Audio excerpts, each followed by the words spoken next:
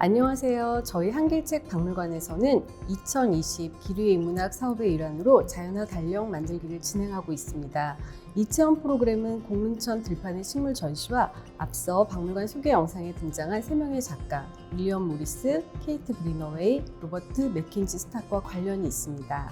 이번 프로그램을 통해 우리 친구들이 공릉천에 대해 어떤 식물들이 있는지 알아보고 또 어떻게 하면 우리가 자연 속 식물들을 더 잘 가꾸고 보호할 수 있을지 생각해 보면 좋을 것 같습니다. 자, 우리 친구들 그럼 교육용 수책자를 한번 살펴보도록 할까요?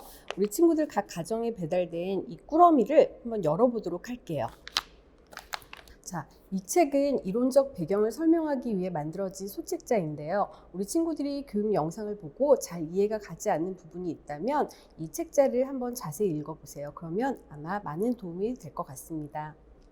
교육용 소책자를 살펴보기에 앞서서 맨 처음에 목차를 살펴보면요. 사람과 자연, 그리고 공릉천의 생태 환경, 세 번째 예술가의 작업, 마지막으로 나만의 식물 이렇게 구성이 되어 있는데요. 맨 첫 번째 사람과 자연을 한번 살펴보도록 하겠습니다. 만약에 지구상에 식물이 없다면 우리는 살아갈 수 있을까요? 그렇지 않습니다. 식물의 활동은 매우 중요한데요. 햇빛을 받아 양분을 만든 식물을 동물이 먹고 우리는 이 식물 그리고 이 동물을 먹으면서 살아가기 때문입니다. 또 우리가 음식물을 소화시킬 때 또 숨을 쉴 때 대부분 이산화탄소를 내뿜는데요. 식물은 이와는 정반대의 활동을 합니다. 식물은 이산화탄소를 들이마시고 산소를 내뱉는데 큰 나무 한 그루는 1분당 1리터의 산소를 뿜어내서 많은 식물이 있으면 있을수록 산소가 맑아지고 또 우리는 맑은 공기를 마실 수가 있는 것이죠.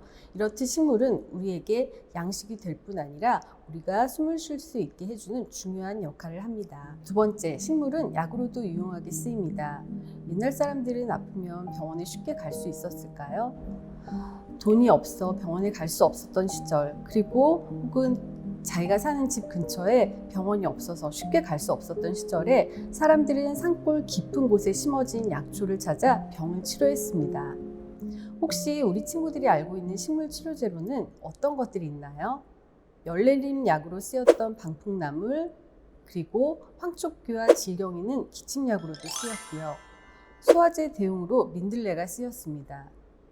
또 오늘날에도 화상을 입었을 때 알로에를 바른다거나 감기가 걸렸을 때 생강차를 끓여 마시는 일은 지금도 종종 사용되고 있는 식물 치료 방법 중에 하나입니다. 마지막으로 식물은 일상생활 곳곳에 사용됩니다. 집을 짓거나 가구를 만들 때, 그리고 책을 만들 때 일상생활에 필요한 재료들을 식물이 제공해 줄 뿐 아니라 식물이 홍수 또한 막아줍니다. 하지만 공기가 지나치게 오염되면 나무와 식물은 공기를 정화할 수가 없겠죠? 오염된 공기가 나무와 식물을 손상시키거나 죽게 합니다. 따라서 식물이 잘 살 수 있도록 깨끗한 물, 푸른 숲, 맑은 공기를 되찾기 위해 노력하는 것은 매우 중요하고 이는 저와 여러분이 해야 할 일이겠죠?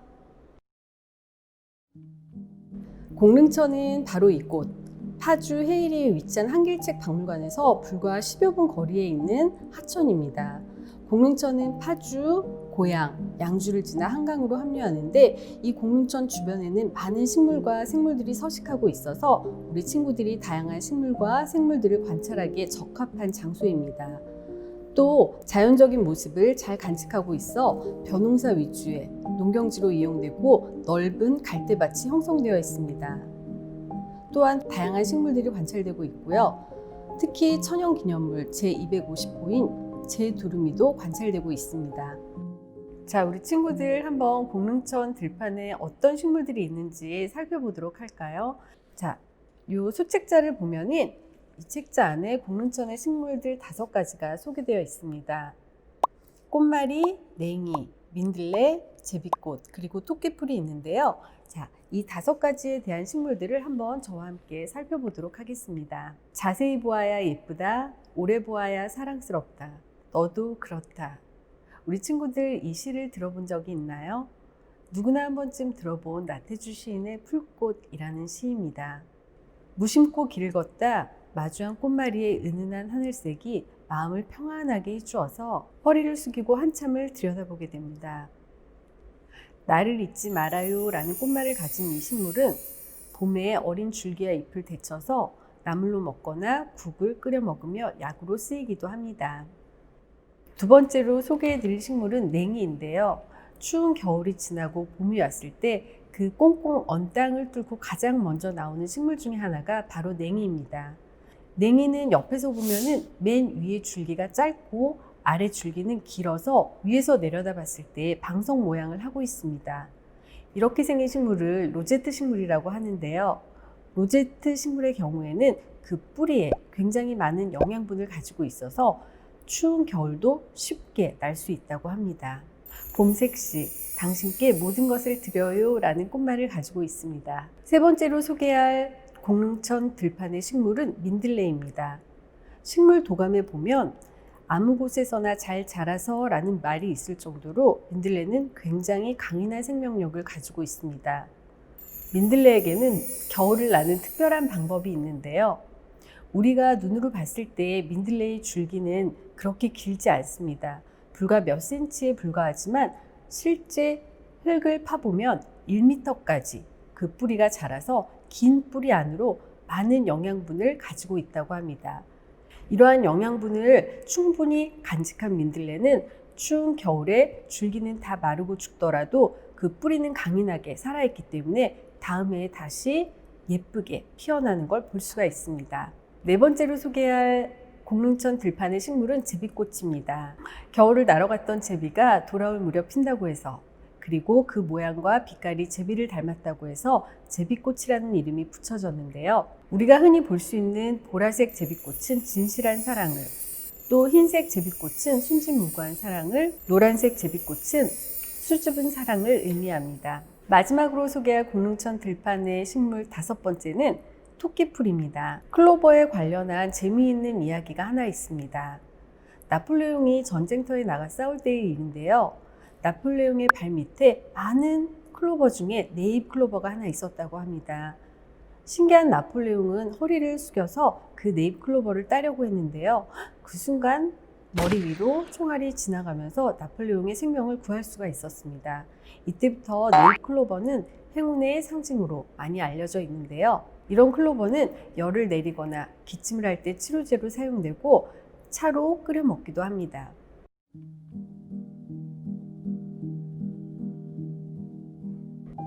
산업혁명 이후에 기계에 의해서 많은 책들이 대량으로 생산되면서 개개인들도 책들을 많이 소장할 수가 있었는데요. 한길책 박물관에는 그 당시에 만들어진 그림책을 많이 소장하고 있습니다.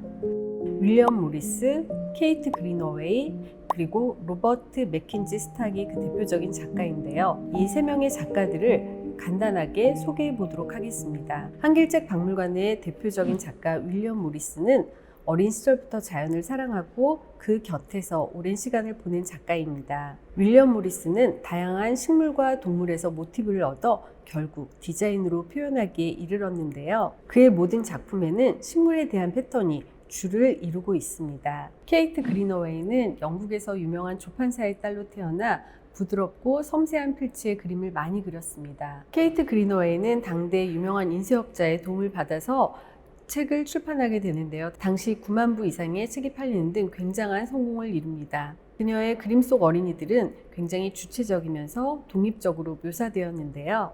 이것은 그녀만이 지닌 재치 있는 능력입니다. 그리고 마지막으로 로버트 맥킨지 스탁의 작품들이 여기 실려 있는데요.